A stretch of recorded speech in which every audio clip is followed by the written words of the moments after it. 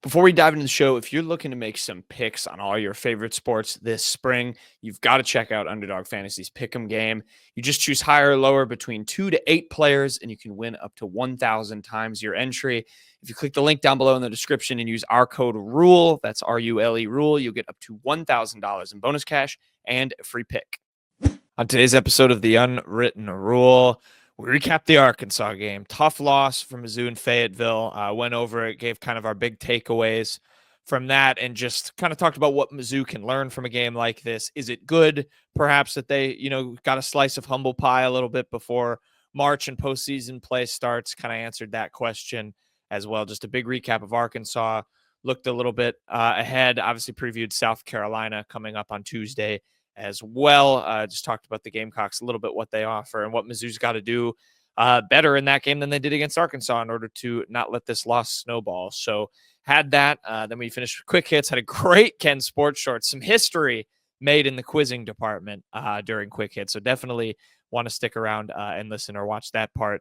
And some other good quick hits. Talked a bunch of college hoops, talked about Illinois getting demolished by Duke, and just a whole bunch of other college hoops, a little bit of NFL draft stuff with Mizzou as well. So good show for you guys to start out your week as Mizzou looks to bounce back from a loss to Arkansas. So enjoy.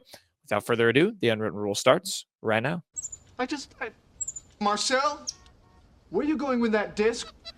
You are not putting that on again. Marcel, okay, if you press that button, you are in very, very big trouble. Attention.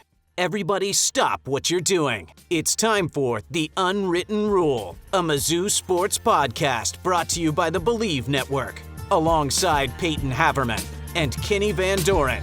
Here is your host, Jack Knowlton.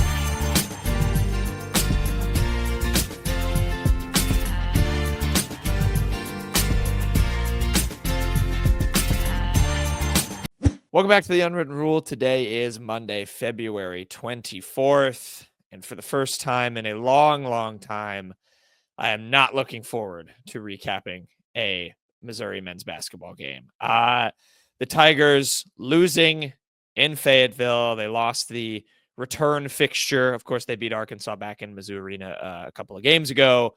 Lost 92-85 in the rematch in Fayetteville. Coach Cal leading the Razorbacks to a win. Missouri losing after that big win over Alabama last week. This was a tough pill to swallow by all accounts. I will be full disclosure to you fine, fair people. Had a busy weekend. Had a busy weekend. I myself did not have the misfortune of watching this game, so I will be lobbing questions to Payton and Kenny and making them relive this this maybe less than ideal game to relive for them. Because from what I have gathered in the past hours since this game happened, it was not too fun. But let's get into it and talk. We talk some big picture stuff as well. What this game could maybe indicate in terms of what Mizzou needs to win games in March, what they can learn from it, and all that stuff. But we've been doing kind of big takeaways and just broadening things out from there. So Payton, I will defer to you first. What was your big thing from this game? Mizzou drops one in Fayetteville. We thought maybe they would lose one after beating Alabama, as easy as the run looked on paper. We know no game is easy to win in the SEC, especially away from home. Obviously, it hurts, when it's against your rival. But what was your major thing from this game? What caused Missouri to drop one here against Arkansas? You can point at a bunch of things. I really do think it was kind of a few really big issues is what kind of led to them dropping this one by 7. I'm sure we'll get to them. I'll just start with the one that probably bothers me the most, and that's got to be the turnovers. Think about the amount of times we've said a big reason Missouri has won that basketball game was points off of turnovers or turning the other team over. And in most of those instances, Missouri also did a fantastic job of taking care of the ball themselves. Boy, was that completely flipped on its head in this game. And they did turn Arkansas over a lot. They turned Arkansas over 16 times and got 14 points off turnovers. Not as good as it was against Alabama, I would say, but still not a terrible mark. But boy, 18 turnovers for Missouri against Arkansas, and a lot of them really, really, really bad ones. And it led to Arkansas getting 30 points off of turnovers. It was just Arkansas kind of turned that, and it kind of helped them really kind of dominate the fast break as well, which is not something I'm used to seeing out of a Missouri team either. Under Gates is getting kind of just the brakes beat off of them in the fast break. But Arkansas, I mean, you see it there. They outscored Missouri in the fast break 22-4. It was just a very uncharacteristic game for Missouri, and credit Arkansas. They were clearly, I mean, this was a game they really had to have sitting as on the bubble as anyone in the country is right now. This probably puts them firmly in. It was just a very frustrating game turnover-wise. I mean, Mark Mitchell in particular, just not his best outing after such a great set of games the last couple of weeks. 6 turnovers, just really, really, I mean, every time he got the ball down in the paint, they were swarming him. I didn't think he did a good enough job of trying to just kick it out faster. Tony Perkins had 4, just not great from him either. 0 for 3 from deep. Just a bummer of a game. And it was hardly the only thing, the turnovers, but that was kind of just really jarring at how sloppy and careless they were with the ball at times.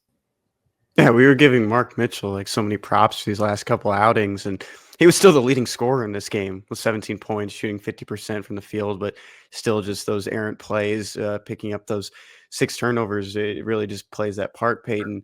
For me, the biggest takeaway was the bench. 33 points off the bench in that first half. They outscored the starters. The starters only had 15 points coming into that second half. You had Jacob Cruz. You had Marquez Warwick, who was kind of playing like, but he was taking over the game there at the end of the first half. Like, he was just looking strong. That last three ball at the buzzer, he was just almost like playing unconscious is something I always like to say, just because he just looked like a different animal out there. Jacob Cruz and Caleb Grill both performing well in that first half. And I credited this team a lot over these past couple stretches of not like shooting themselves out of a rut. But this was just like the total opposite. You saw Caleb Grill, who didn't score a single point in the second half, went 0 for 7 from deep. He shot Mizzou into wins before this season. You know, we talked about if he makes like 3 threes, it's almost like an automatic win. He went 2 for 7. He was perfect to start this game.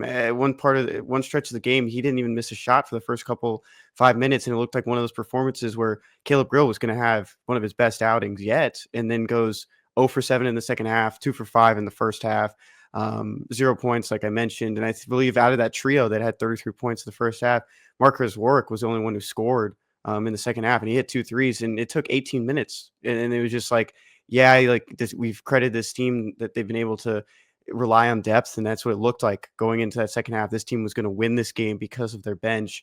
And there was only 6 points from that trio that really kept them in the lead, 48-41 after the first half.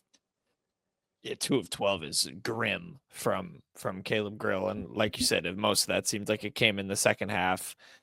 Payton, your take on Mitchell doesn't like shock me. With Arkansas is a pretty lengthy team; they're very physical. I'm not shocked to hear that he, was kind of getting manhandled in the lane, and they were trying to make things hard for him.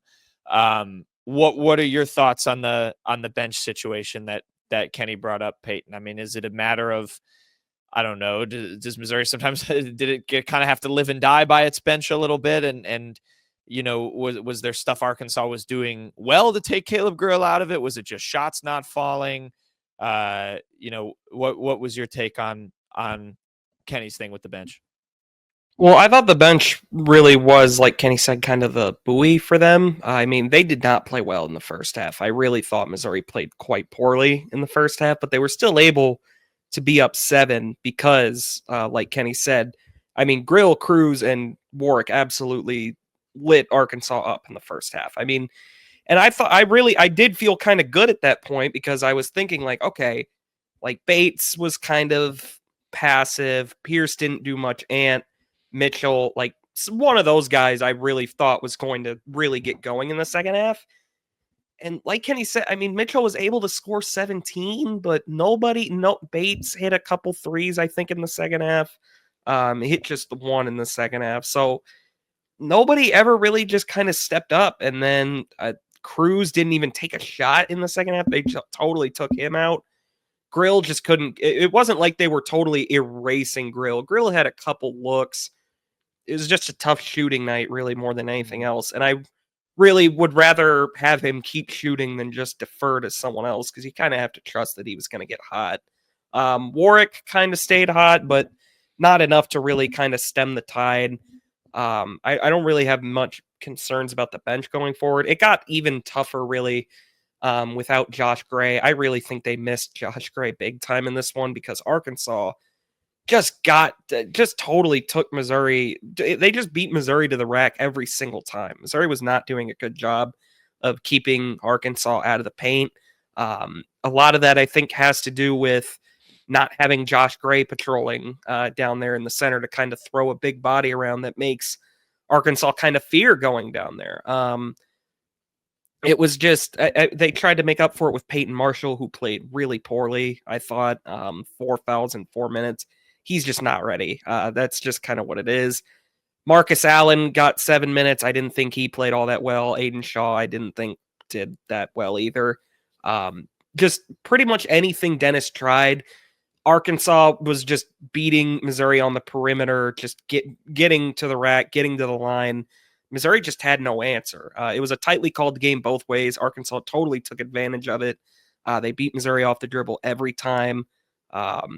Missouri just didn't have an answer, really. I don't think it has much to do with the bench so much as just the entire team. It was one of those things, too, with Arkansas in the second half especially. The Razorbacks were so good at responding. There were moments where Mizzou could take out the crowd, take out the student section, take out the energy of the building, and Arkansas would come back down and score in the paint. There was a lot of dunks, a lot of points just right at the rim, and that's what just kept Arkansas's energy up. And at points in this game, it felt like Missouri just was lacking energy, especially early on. Kind of getting off to a slower start there in the first half. And it really kind of just showed you like how thin Arkansas was early on, with how well how much Mizzou was winning by in that first half, getting a 7-point lead before the final buzzer. And Arkansas just, I mean, playing against a Mizzou team that was just lacking on everything in the starting five and still somehow was almost losing by 10. So it just kind of showed you how thin Arkansas was. And then something happened. It just clicked at a halftime. The energy just kind of shifted and momentum shifted, and Arkansas was just responding to every single shot from Missouri. And then Tigers really never just pulled ahead again. I was going to say, look at this Arkansas box score, and it is very vintage Cal. I mean, it's the polar opposite of Mizzou. They had 3 guys play off the bench. Billy Richmond is one of them. He fouled out of this game. So, I mean, that is what he does. He likes a thin rotation. You know, he's got the guys he trusts. And it's interesting to see Mizzou beat by a team like that. But Kenny, you make a very fair point that, you know, Dennis's strategy of using the depth and what has been working with that was working in the first half. And then some things just kind of, you know, turned the tide, whether it was Arkansas, like Payton said, just taking advantage of a few more areas than Mizzou. Kenny, what do you think about the Josh Gray stuff? And Payton, you can weigh in here too, because we were talking beforehand.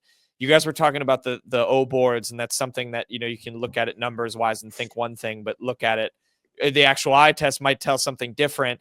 8 O boards for Arkansas, 17 for Mizzou. Missouri won the rebound about 35-28 overall. But, you know, you guys were saying it felt like Arkansas's O boards were more timely. Was it as, you know, did it need to be better from Mizzou in the rebounding category? Or what was Arkansas maybe doing well to kind of, I guess, add to some of the things they were doing well in the second half on the glass? Because it seems like maybe even if they didn't win the rebounding battle overall, they were, I guess, getting to the right shots or getting to the right second chance shots that they needed to get to. Kenny, what do you think about that, as well as how important Josh Gray is, albeit, you know, Mizzou's bench played well, at least in the first half. He seems like they could have used him. Yeah, I think one thing you point out too, just about those O boards, is Arkansas only had 1 in the first half, and it was pretty late into the 20 minutes. And Mizzou was really just controlling the defensive glass pretty well, and not really allowing a lot of those second chance opportunities. But still, at the same time, Arkansas was making a lot of those short range shots. You probably don't give them too much credit, maybe from deep sometimes, but this team was very effective just closer to the rim. And it was just, I mean, that's what it kind of was. They have a 7-footer on that team for Arkansas. You maybe expect, what they call him, Big Z. Zvonimir Visic. Yeah, they call him Big Z, and so they have a 7-footer on that team. And Payton mentioned, getting Payton Marshall on the floor, and he really it did not look efficient out there. Kind of sloppy play too, and things weren't working. But this team played well, just on the boards, and which was a little bit surprising without Josh Gray. But I think Payton makes a good point, though. Before we started jumping on here, that if Josh Gray plays in this game, that is, the difference between probably a win and a loss, just with how he controls the paint and probably controls the glass a little bit in that second half. Yeah, and again, I don't think the disparity really was on the difference for Josh Gray in this game. I don't think is really on the boards, because like I said off air, like Arkansas totally got brutalized in the offensive board margin, but they had a couple really big ones. The one that stands out is when Missouri, I think down 5 or 6, they opt to play it out with like a minute 30, which I think was the right call because they got the stop. And if you get the board, you have a chance to make it a 1-possession game at the other end, with still like around a minute or so to go. But Arkansas got the O board, got the second chance points. That was it. It really felt like after that. But the difference Josh Gray, I think, makes in this game is he just is more of a presence down there. I mean, Payton Marshall is not there right now. Aiden Shaw is too small, I think, to kind of do that, like be that kind of threatening kind of presence. Like they needed Josh Gray out there to just kind of patrol the paint, because that's all Arkansas was doing for large stretches of this game. They got hot from deep in the second half. John L. Davis in particular had a couple really big ones. I think he was the one that hit like kind of the ridiculous runner when there was like 5 seconds on the shot clock. But just not having Josh Gray down there to kind of just be more of a defensive presence, I really think that was missed in this game. And I do think it makes kind of the difference between a win and a loss. That, and if Caleb Grill hits another 3 or 2, it really was just kind of a perfect storm of bad circumstances for Mizzou. I'm very glad I can use this comp because I think it speaks to how good Mizzou is. But when I've been covering Alabama, when they've taken some early losses, they lost to Ole Miss at home like early in the season, and it was like, we've talked about a few areas now, and everything kind of went bad for them. They lost the game by 10 points. Mizzou, almost everything goes bad. You don't hit enough shots. What the things you were missing were. You had a guy who's clearly super valuable to your team out. You still didn't lose by that much away from home against a tough Arkansas team. I know they're kind of a bubble tournament team. It's not the best team in the country, but it's still a decent team, and you come out, you don't get blown out. They started the first half well. It was just a matter of needing a little bit more to click, needing a little bit more to go right than maybe you're used to because you have personnel or guys are making more shots. So, there's a lot of learning moments, I think. And the other thing I'll offer is this, as we look, big picture stuff, obviously, we can talk South Carolina a little bit too. I was texted a stat. Every national champion since 1955 has lost at least once after February 1st. We've talked about this off air. Mizzou's got Mizzou's Final Four good. Is it maybe a good thing? You look at the schedule on paper, and Mizzou's, should be favored in most, if not all, of its games going forward. I don't know about Vanderbilt on the road, I guess, or maybe Kentucky coming home if they get in some good form. But maybe is this a good thing? Maybe in the long run that you kind of take this gut punch, you get hit in the face, and you learn from it and are able to respond. Because sometimes maybe that can help a team. It just kind of is a reminder, especially a team trending up. I mean, everyone loves Mizzou right now. Like they can shush all they want, but the country knows. I mean, this is a good team. You're getting all this hype. Maybe you get a little bit of a slice of humble pie, and then you take it and use it as a learning moment. I don't know, but that was a stat I wanted to quantify that question with. If you guys have any thoughts there. I kind of lean no. I don't think it's a good thing, because if it costs you the double bye in the SEC tournament and like a protected seed in the NCAA tournament, then no, it's not worth it. Like if you have to sit on the 5 line now instead of the 4 line, no, I don't think that's worth it. But maybe, I mean, it does give Mizzou things to correct. I mean, they just gave up 98 and 92 in back-to-back games, so something's got to be fixed defensively. I mean, that can't continue, obviously. But I mean, we'll see how they respond in these next 2 weeks, because if you win your last 4, you're probably still getting a double bye. You're probably getting a 3 or a 4 seed. Then sure, I would look back at this game and say it's a good thing. But as of right now, I'd probably lean towards no. I don't think it's really worth it. Okay, Kenny. Rick Pitino told a pretty funny story. I wish I had the games out in front of me, but he talked about this on part of my take with the Barstool guys about how he wanted to lose a game. I think it was in conference play or a conference tournament. It's kind of like an eye opener to what that their bigger accomplishment was winning in the NCAA tournament. So I am in the boat that, I think at the end of the day, it's probably something that you want to get out of the way before the conference tournament, before the NCAA tournament. So I am in a spot where, I mean, this was a game that I really didn't have too much knowledge or reasoning to choose it, but this was a game I chalked up as a loss for Mizzou when we did our predictions, just with just that kind of back and forth between Mizzou and Arkansas the past couple of years. And I think it is a game that you kind of realize what your weaknesses are, especially when someone's injured, and it kind of opens your eyes to how you have to prepare yourself for the rest of the season. Or not injured, excuse me, ill. Ill, yes. Ill, as Josh Gray was. I think you guys are both, I think those are both astute observations. In the context of Mizzou's season, yes, could it become potentially costly for seeding and all of those things? Sure. Absolutely it could. But I think, Kenny, you're right too, where, subconsciously, whatever you want to call it, motivationally for Dennis Gates, if you want to use this game as a galvanizing thing to call back to, in a timeout when you're down 8 against a scrappy 12 seed at the under 8 of the first half, whatever, like it can maybe be a learning moment there.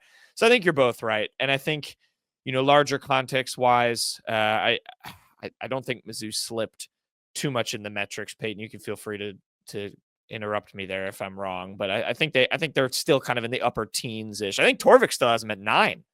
Yeah, Torvik still has him at 9. I think Ken Pum had him at 14. I didn't look at the net or any of the others. That can be a later on in the week, when you've mentally recovered from the Arkansas loss a little bit more. But yeah, I think it's important to put a loss like this in context, but I think there's still plenty to take away from it. Oh yeah, Trevor Brazile was -12, only negative box plus minus player on Arkansas's team, 2 points. Yeah, monster dunk though. Did he? That is one at the end of the game. Gross. Hate that. So Mizzou look to recover. They're 20-7 now, 9-5 in SEC play. It's obviously going to take some winning to do before, or if they want to get that double bye in the SEC tournament. They'll play South Carolina next. The Gamecocks, fellas, are on the board. Let's give round of applause to South Carolina. I can't really clap because I'm also holding the mic, but round of applause, South Carolina. Kenny's clapping. He's on mute, but if you're on the YouTube, you saw him. They won their last game in SEC play, beat LSU, if I'm not mistaken. They beat Texas. Sorry, not LSU. They lost to LSU the game prior. Beat Texas, so they're coming off a win. They are not going to do the Missouri feat of last season and go 0-19 in SEC play. But this game, fellas, back at home on 2/25 Tuesday at 8 p.m. on ESPNU. ESPN's matchup predictor gives Missouri an 83% chance to win. This feels like a great rebound game for Mizzou to just get back in the win column. Forget the, show why you're still that team and, figure it out. But obviously you can't overlook, South Carolina side that has now figured out how to win in the SEC. That's a real enough thing. What do you guys want to see, looking forward to from this game? I think number one, Josh Gray, whatever illness, medicine, whatever he's got to do. I don't know. Maybe he's a non-traditional medicine guy. I don't know. Whatever method you got to do to cure your illness, get it done. I think that's the first and foremost thing. What are you guys looking for Mizzou, South Carolina? I'd really like to just see them win by a margin that starts with a 2 and that's really kind of it. I mean, this is a game you should really bury. Starts with a 2 and ends with another number, you should say. Yeah, yeah, that's what I probably should have said. I would rather them not win 84-82. I'd rather them win like 84-64. There you go. Look, South Carolina, honestly, them winning against Texas makes me even more confident Missouri is going to win this game, because South Carolina now has just kind of that weight lifted off of them. They can relax a little more now. They don't have to go into every game feeling like we don't want to be that embarrassing over team. Imagine that. Oh, that would be horrible. Yeah, that would be awful. One player you got to look out for, obviously, is Colin Murray-Boyles. He's a sophomore there for South Carolina. He's really good. Averages 15.7 points, 8.5 rebounds for them, and 2.4 assists. I believe he's a draft prospect. I think Knowlton has told me that. Yes, he is. Very good player for them. Not much around him this year. So kind of just neutralizing him, I think, has got to be key. I don't really think there's too many other threats you'd have to worry about from the South Carolina team.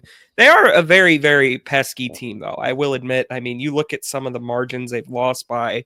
They've been in so many of these games, and there are a few blowouts in there. But I mean, this is a team that went against Auburn, lost by 3. I mean, they lost by 1 against Florida. This is a team that if you're not careful with, will absolutely get you. As Texas, a team that is on the bubble and really needed to win, found out in very, very unkind fashion. So Missouri, I mean, they're the 6th seed in the SEC right now. They still should be playing for a lot.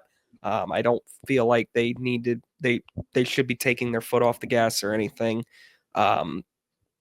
But yeah, I just would like to see Missouri tighten up the defense a bit, win by 20 plus, please. One name for me to watch, of course, is Jordan Butler. 1-32. Back-to-back games where he's played 13 or more minutes. Of course, he hasn't started this year. He started a good amount of games for Missouri last year, 13.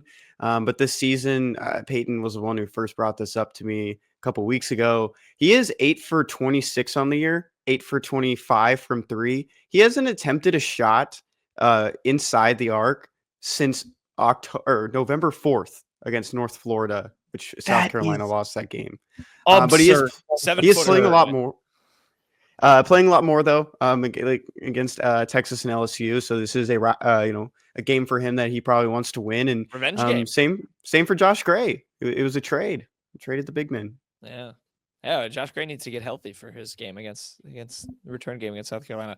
Yeah, Payton mentioned the scores. I'm very glad Missouri is not going to South Carolina for this game, because that's where all the close ones seem to happen. That's where they played Auburn close. They did only lose to Vanderbilt by 3 on the road, but played Florida. The Florida game was at home. Mississippi State, they took to overtime. That was at home. So yeah, they're a lot better at home. Ole Miss, A&M only beat them by 4. That was at South Carolina. Good Lord, they are a really good home team. Ole Miss too, same thing, was also at home. They beat Clemson at home in non-con. Don't forget, Clemson's a tournament team. Yeah, that's true. That's a real thing. So I'm glad this game's in Missouri, but I think you guys both nailed it. Colin Murray-Boyles is great. Had 22 against Texas, 10 rebounds. He has double-double in his last 2 games. Certainly cannot allow him to get those numbers. So we talked about the rebounding stuff. It's going to have to be better for him. Jamari Thomas is kind of their other good scoring guard. Averages 13 a game for them. Shoots 36% from 3. He's a good 3-point shooter. So you can't let him get hot either. But yeah, I think this is a game Missouri should be able to navigate. I'm excited to see how they do against Colin Murray-Boyles, because if you can kind of scheme him out of things, he can end up not really being able to hurt you, because he doesn't have as much of a presence from deep, but he's good on both ends in the paint. So can't get dominated by him. But there's your South Carolina scouting report. Missouri's all right, everybody. Time is not now to hit the panic button. If they lose South Carolina, though, we'll have a very different tone on the Friday podcast. I think that's safe to say. Congrats to Jordan Butler for his first win in 2 years. Was it 1-32? Was I right on that with the record? Is that his Correct. final? Yes, Is that his current? he's 1-32 1 in in SEC 32 as a college basketball player in the SEC. So congrats to him. We'll see how the revenge game goes. 8 p.m. on Tuesday in Mizzou Arena. ESPN, you can watch that. Any final things, gents, before we go to quick hits? Anything you want to add from Arkansas? Kenny shaking his head. Payton shaking his head. Tickets are as low as $4. Tickets are as low as $4. There you go. I think it's kind of a burn the tape game. But yeah, we'll see how Mizzou responds against South Carolina. We will respond to the rest of the show with quick hits. Let's finish the show out.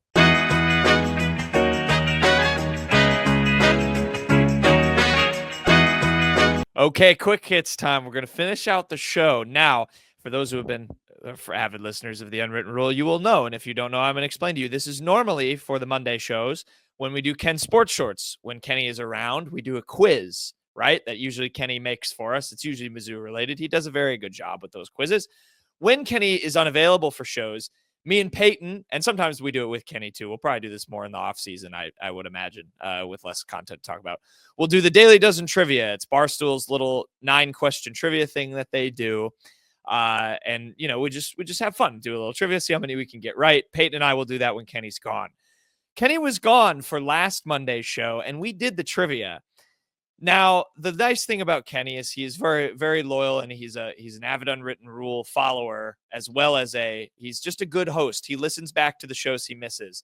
While he was listening back to last Monday's show, he was texting Payton and I all of the answers that we got wrong. I think, Payton, we got what, like 4 or something? 4 or 5? 4 or 5, yeah. And Kenny was texting us all the wrong answers. He got them all right. So you know what? I snapped and I said, Kenny, don't come up with a quiz this Monday. Kenny's going to do the Daily Dozen Trivia by himself. He thinks he's some hotshot quizzer that can get all these right. We're going to see how he does without Payton and I's help today. Yeah, and he's freaking out. If you're looking at the YouTube, he's like actually nervous, which is really funny.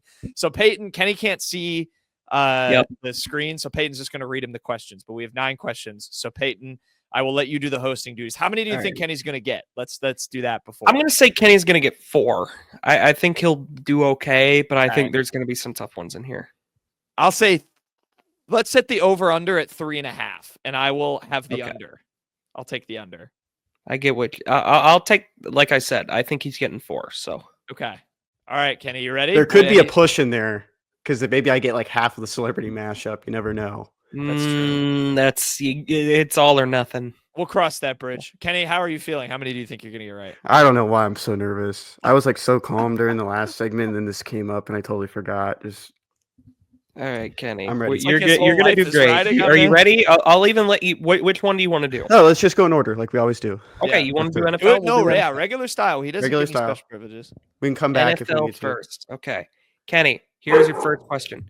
2 wide receivers caught more than 50 touchdown passes from Aaron Rodgers, Devontae Adams, and this now retired receiver. I have a couple guesses here, but I think it's just Jordy Nelson. It's gotta be. I think it's Jordy as well. Gotta be. Kenny, I won't blame you if you don't get this right because I feel like that's who it would be. It is Jordy Nelson. I was thinking maybe Jones or Driver could have snuck in there, but good job, Kenny. You're 1 for 1. NBA. Undrafted and initially joining the team on a 10-day contract, Langston Galloway earned 2015 NBA All-Rookie honors while playing for this Eastern Conference team. I'm going to say right now there's not a chance in hell he gets this right. Yeah, he's a journeyman. I know that. I know knows this. I know who Langston Galloway is, and the thing is, Jack, I think I know which one it is because I was watching this team a little bit during this time because of Carmelo Anthony. So I think it's either the Knicks or the Kings because that's all I can think about him wearing. Well, it's an Eastern Conference team, so I'll help you there. Yeah, so it's not the Kings. I think it is the Knicks. I just know he's played for like everybody. Do you want to lock in the Knicks? This will be killer. I don't know if I know this. Knicks? You want to lock that in, Kenny? He just sound okay. There you go. Wow. You were taking too long. MLB, here we go. This is a layup, Kenny. Justin Dusherer was an all-star in 2005 as a reliever and in 2008 as a starting pitcher while playing for this American League team. I think it's Dukeshire. Could be. I don't know. He pitched for the A's, though. That's all I know. Do you want to guess that? Yeah, I mean, I don't know who else it could be. Okay. Man, he's 3 for 3. He's already Jack. at 3. There's a cool photo of him in like a black A's uniform because they used to wear the all black. That's in the early impressive. I never would have 2010s. gotten that.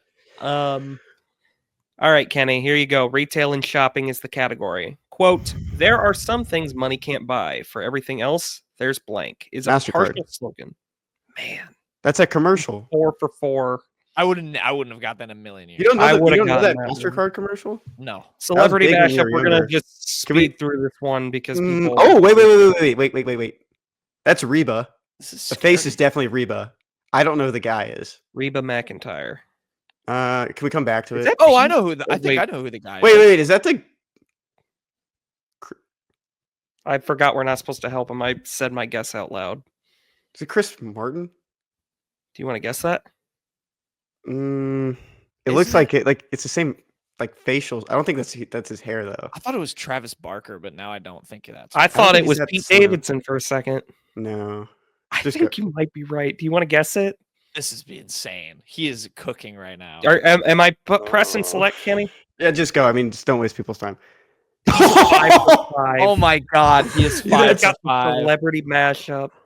The Chain Reba one was so I am easy getting. though. He is eviscerating. I us. Oh never my would have God. gotten Reba McEntire. No. That is so like you don't know Reba's kidding face. me? The Shamrock Shake. McDonald's. This is the Donald, yeah, worst come on. this could have gone for us, Peyton. This is. He's 6 for Ooh. 6. We're on That was Perfect easy. Game Watch, Knowlton. Television. Debuting in 2017. Are you kidding? Oh Young my Sheldon. God. Big Bang Theory. Now he gets a layup question. This is so dumb. 2 The question, by layups the in way, a is row. He's debuting 7 in- for 7. for the listeners that said debuting in 2017. Young Sheldon. Movies. Is a prequel to This what woman show? won her second best actress Oscar for her role as Maddie Fitzgerald in the 2004 film $1 Million Baby. This feels like a movie, Kenny. This feel like Kenny would know this. The reason I know this is because she's in a lot of horror movies. No way. Like a lot. Like I think she tried to revive her career. I'm surprised you guys don't know who this is. I have no idea. I've never Him seen saying Million that Dollar every time he keeps saying that, it just boils I've my blood. never because seen $1 Million she's in a Baby. bunch of like. You guys haven't like, seen that hi- MasterCard like, commercial? Yeah, I watch it every day. It's Hilary dude. Swank because Okay, this movie. I knew I knew that one. Oh, I think it's 1L. Is it 1L? Okay. I knew the MasterCard one. I have not known. I didn't know. I wouldn't have gotten There's the a lot of Celebrity mashup. I wouldn't have gotten this. A lot one. of famous people in that movie. Kenny, you Yeah, what was his name? Kenny is going for. What's the for Gran Torino movie? perfect You guys game know what here. I'm talking about? Clint Eastwood. Yeah, I've that's seen. his I've movie. seen Gran Torino. That's Clint Eastwood. I know who yeah. Hilary Swank is. I just. But I Clint know Eastwood who is Hilary in Swank is as Million. well.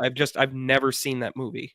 Yeah. That's like her. Okay, hold on. Kenny, you're on the precipice of Kenny, history you're here. We have you're never going done, for a perfect game right We now. have never done all 9.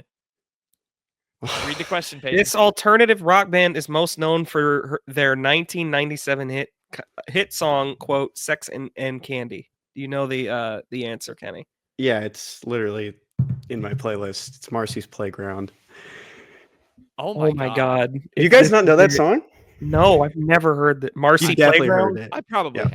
have, but Kenny Van Doren Here, I'll play in it. 5 minutes and 20 seconds. 9 correct. Cannot play that on the show. Cannot do that. dummy. People are never going to hear We'll that part of play. the show. Were you actually nervous? You just Yeah, nailed because that. I there was some last week where I just had never heard of, but wow. Wow. What was the average? I don't know. The Langston Galloway one was Average really score is impressive. 4.7. 25% got the mashup. I felt like the Yeah, matchup was the easier than usual. Young Sheldon and Chain Restaurants was easy. Yeah, those were light.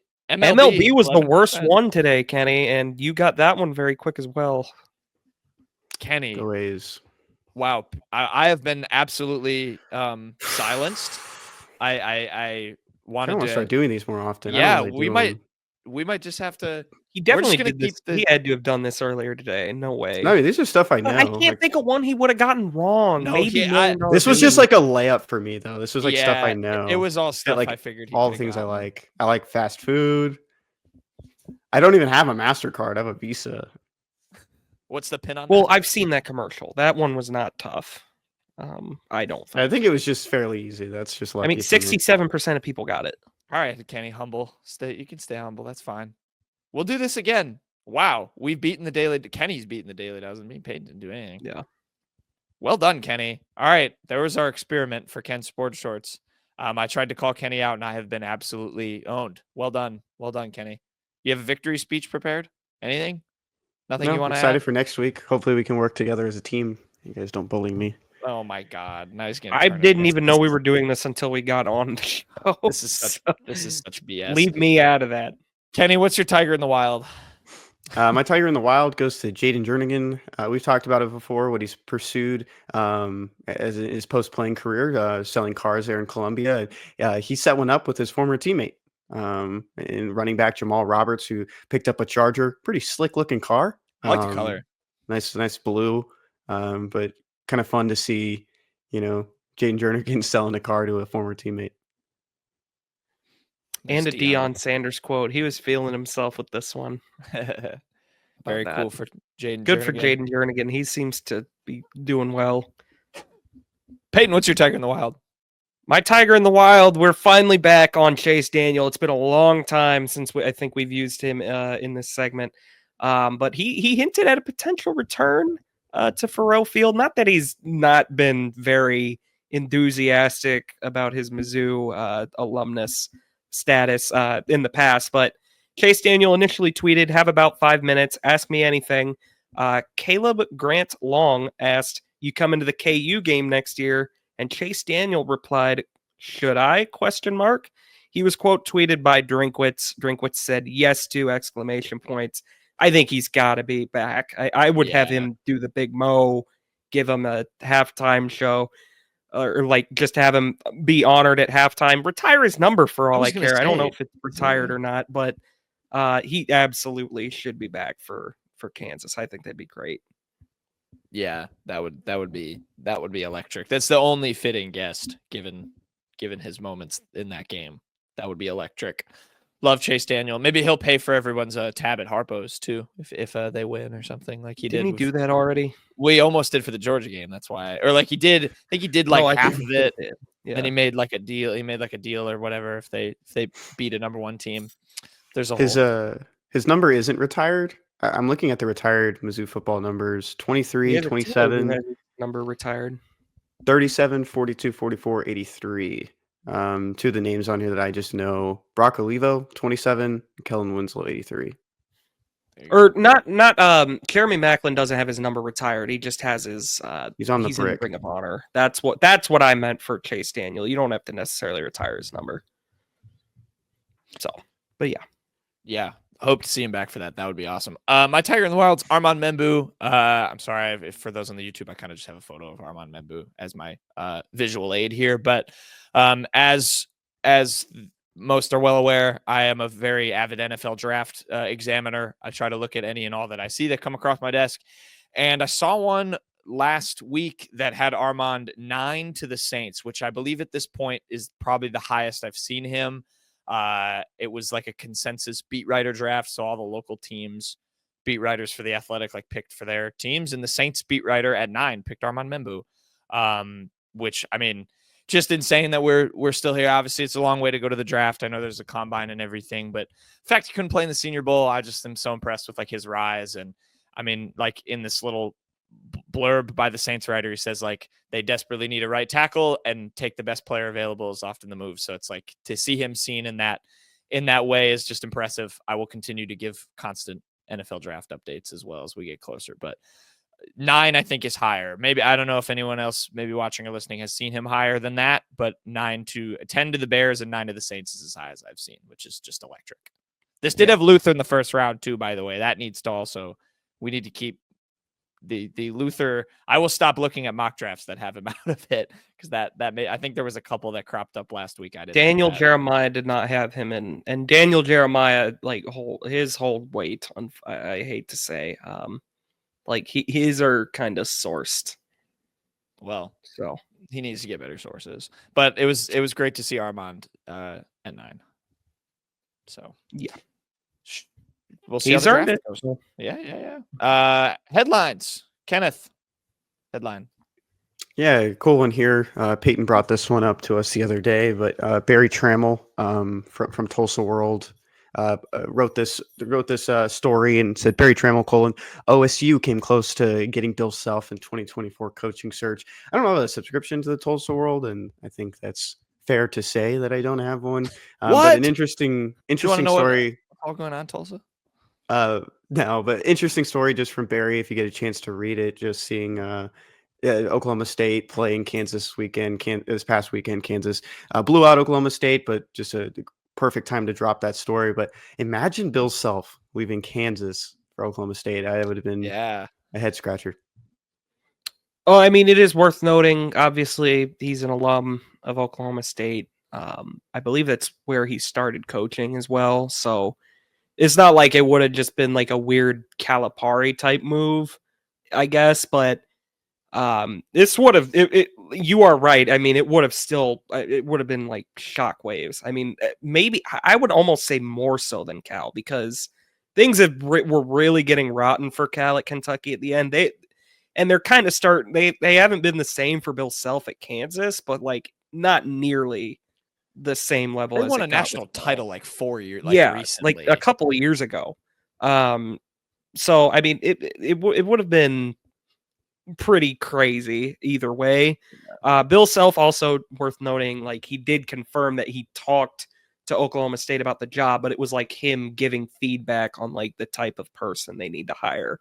If you believe Bill Self, which I don't blame you if you don't, but it is worth noting that he did say that. Yeah, that would have been, I think, way bigger than Cal, just because I mean, Bill Self after that natty, like I know you guys can remember. I mean, he was seen as just like on a pillar of his own at that point in terms of like the best coach in the sport, I feel like. And that wasn't that long ago. Obviously, things haven't gone super well since. I don't really love talking up Bill Self either, but yeah, that would have been Then he crazy. ran into Dennis Gates and his merry band of Missouri Tigers this past year.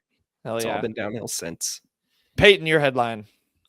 My headline is going to be flags. This comes from the AP. It's on ESPN's website, but it's by AP.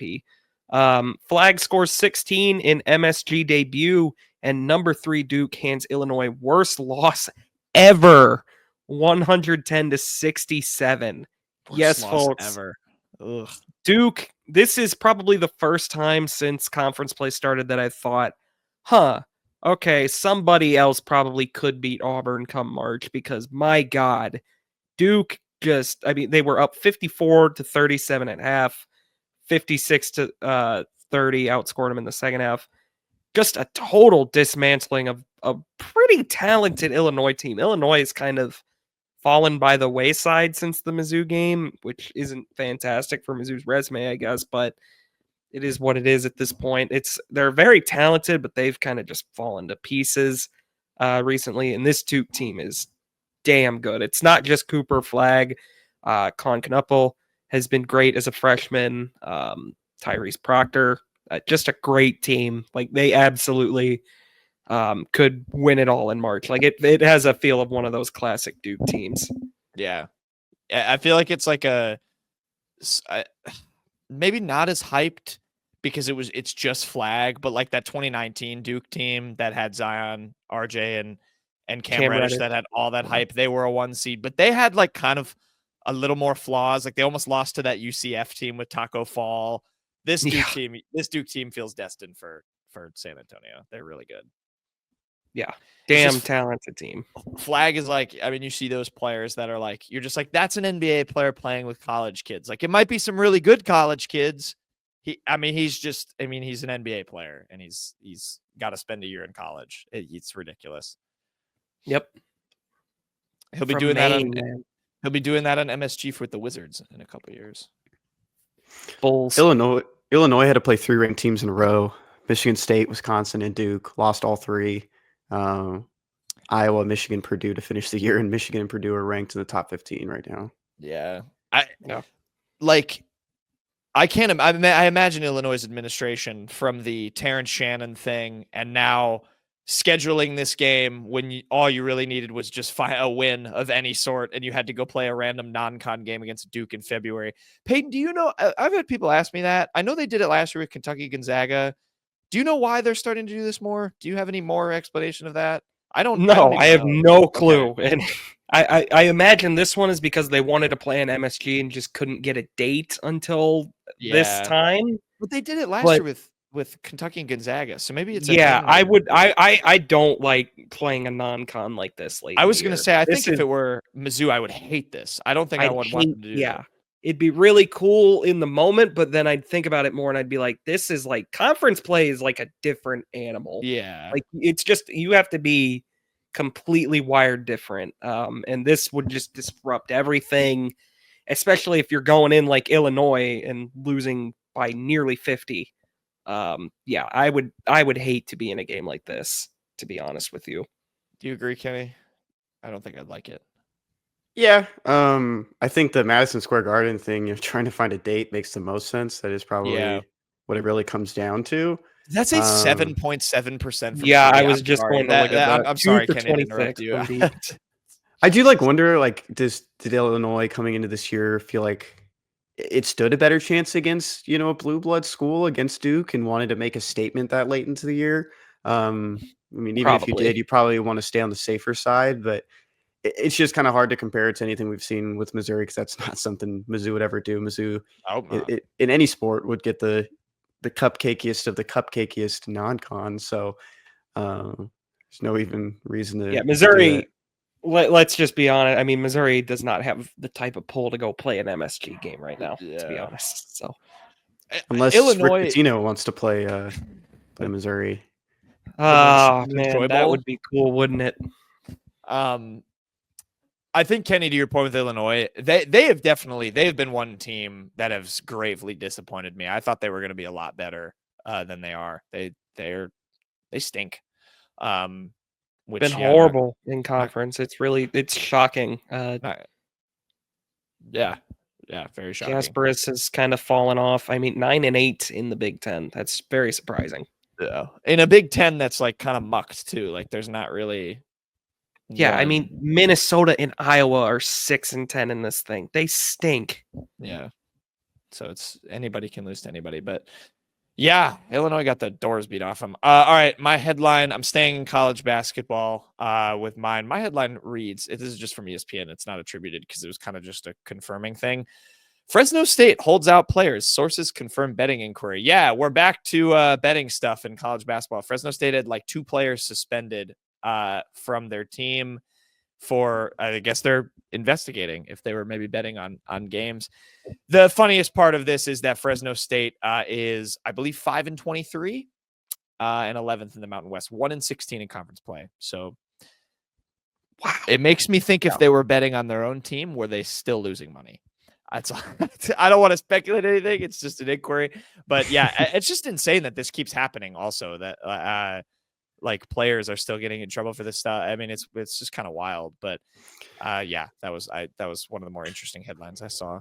The craziest part too with like some of these reports that were coming out of it with these reporters in Fresno is that they were figuring out what exactly all these players were betting on. Like they were betting on their unders and rebounds, unders and points, and some of them they could figure out if they were doing actual parlays or not, or if they were just doing straight up bets on what they were doing. The actual reporters found this out? The reporters were finding out through sources. And I was like, wow. Like, I was like, well, how is anyone leaking this information? The fact it's that like specific is wild. That's wild. I just parlay. This is obviously like not the story, but it is kind of funny just looking at 2 teams playing in a game that are a combined 9-46 and 2-31 in conference play. Here, I'll credit this guy because he's been all over it. His name's Alec Nolan at ABC 30 in Fresno. I'm actually enjoying his coverage. I've been kind of looking at his Twitter, and he's just like tweeting about like breaking this news, and then he just tweets about like Fresno State golf. Like he's just getting on with his day. But he said Michael Robinson and Jalen Weaver were allegedly betting on Bulldog basketball prop bets. Zayon Collins was allegedly betting on pro sports, other sports. Robinson and Weaver are off the team. Yep. There's another one. Did he delete it? He had another one where he said like what they were actually betting on. Oh, here. Update. ABC at 30 has learned 2 of the Fresno State men's basketball student athletes accused of sports gambling allegedly placed bets on games they actively played in. Per source: unders on rebounds, unders on total points. Oh my god. It's their actual what they bet. Did that ever come out about MPJ what he was actually? There was the one Jonte? Sorry, Jonte, not MPJ, my bad. What Jonte was actually betting on. There was the one I know that got leaked with him where it was like, I'll say my hand, I'll pretend I have an injury or something. I'm sure it did. I didn't see exactly what it was. Yeah. Wild stuff in the world of college basketball. But Fresno State, also Payton, just for this, has 6 double-digit scores and they're 5-23. 6 double-digit scores? Well, 2 of them have now been kicked off the team, but wait, they had I guess 6, 4. 6 players averaging double figures this season. Correct. How are they that bad? I don't know. Probably because they were focusing on not scoring or getting enough rebounds because we're betting on the games. Maybe, allegedly. We'll see what happens. But there you go. That's all I got. Payton, do you have a joke to finish out the show? This is a good one.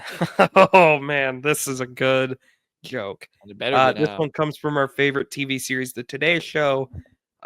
Guys, what is the easiest building to lift? I don't know. What is the easiest building to lift? A lighthouse. That's good. Oh, that's good. That is good, actually. That's a good easy. one. That's a good one. That's a good one. That's one of Al's better pulls. Good job, Al. That's a good one. All right. That'll do it for the unwritten rule. The sky's not falling. It might be if Mizzou loses South Carolina, but we'll cross that bridge. It's starting to tilt towards falling, Towards falling, yeah. Losing to Arkansas and all. We'll reassess the sky after the South Carolina game. But yeah, until then, enjoy. And we'll be back for another show next week.